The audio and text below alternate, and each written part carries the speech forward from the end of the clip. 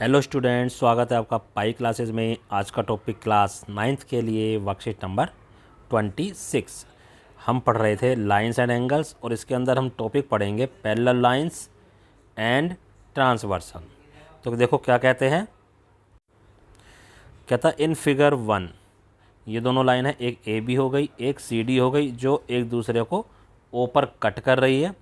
जब ओ पर इसने कट करा तो दो एंगल बन, एक ये वाला एंगल बन रहा है, एक ये एंगल बन रहा है, और ऐसे ही 3 एंगल बन रहा है, और ये हमारा 4 एंगल बन रहा है।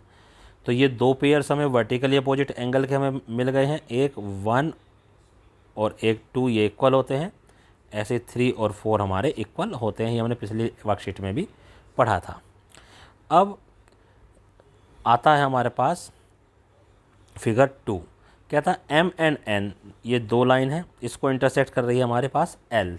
कहाँ पर? दो डिफरेंट प्लेसेस पर, एक यहाँ पर और एक यहाँ पर। एम को इधर कर रही है और एन को इधर कर रही है। कहता ए लाइन डैट इंटरसेक्ट 2 और more line at different point. कोई भी लाइन अगर दो या उससे ज़्यादा लाइन को डिफरेंट पॉइंट पर इंटरसेक्ट करती है तो हम इसे ट्रांसवर्सल लाइन कहते हैं। क्या कहते हैं इसको? Transversal lines. Therefore L is called transversal lines. अब ये जो बार बार एंगल बने, देखो ये बाहर की तरफ 1, 2, 8 और 7, इनको हम एक्सटीरियर एंगल बोलते हैं क्योंकि ये बाहर की तरफ बने हुए हैं। बाकी जो जो बच गए हैं उनको हम इंटीरियर एंगल बोलते हैं क्योंकि वो इन दोनों लाइंस के अंदर बने हुए हैं। तो ट्रांसवर्सल लाइन आपको समझ में आ गया होगा। अगर ये ट्रांसवर्सल लाइन पैरेलल लाइंस को कट करे तब क्या होता है? ये देखिए, ये दो पैरेलल लाइंस हैं।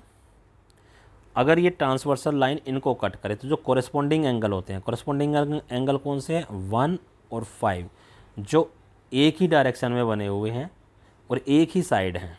कहता है when two lines intersected by transversal lines the angle in matching corner, यानी वो मैचिंग कॉर्नर में होने चाहिए। जैसे इस कॉर्नर का मैचिंग कॉर्नर कौन सा है? ये वाला।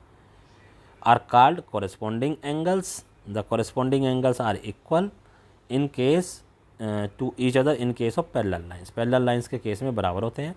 तो 1 के इक्वल 5 आ गया, 2 के इक्वल 6 आ जाएगा, ऐसे ही 3 के इक्वल 7 आ जाएगा और 4 के इक्वल 8 आ जाएगा। ये कंप्लीट हो गया। Alternate angle. अब अल्टरनेट एंगल दो तरह के होते हैं। देखो ये लाइन है हमारे पास, ये ऐसे, ठीक है।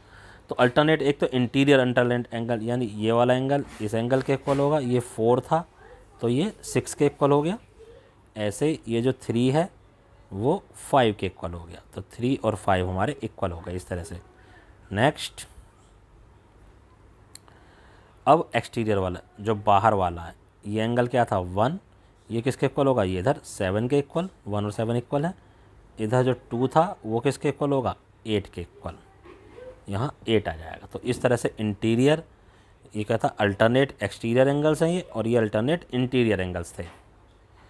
नाउ क्या आता है? ट्राई और सेल। ये दो क्वेश्चन आपको दिखाई दे रहे हैं, आइए इनको सोल्व करते हैं अब हम। कहता इन द फिगर, ये लाइन और ये लाइन पैरेलल हैं दोनों। एक्स और वाई की वैल्यू निकालो। देखो वाई एक्स के इसके इक्वल है, तो वाई इज इक्वल टू 130। क्यों? Vertically opposite angles, vertically opposite angle है ना ये। और जो एक्स है, एक्स भी 130 के इक्वल है। क्यों? कोरेस्पोंडिंग एंगल्स हैं। आल्सो डायरेक्ट लिख दो, एक्स इज इक्वल टू किसके इक्वल? 130 डायरेक्ट। क्यों? Corresponding angle. ऐसे भी लिख सकते हैं, और हम ये भी इतना भी कर सकते हैं, या हम इसको ऐसे कर सकते हैं, एक्स इक्वल टू वाई हम लिख लेते। क्यों? एक्स और वाई क्या है? ये अल्टरनेट एंगल है, और अल्टरनेट एंगल है तो वाई की वैल्यू ऊपर निकाल चुके हैं, तो एक्स की वैल्यू भी 130 हमारी आ जाती। तो दोनों मेथड से हम इसको कर सकते हैं। नाउ नेक्स्ट, इसमें भी एक्स और वाई की वैल्यू निकालनी है। ये दोनों पैरेलल लाइंस हैं, तो देखो ये एंगल और ये एंगल अल्टरनेट एंगल हो गया। तो X equal to 50 alternate angle. Okay, अब इतना निकल गया आपके पास। अब अगर मैं इस लाइन को ऐसे देखूँ, ये तो ये पूरा एंगल इस पूरे एंगल के इक्वल होगा। तो क्या लिखेंगे? आल्सो 50 जमा वाई वो किसके इक्वल होगा? 127 के।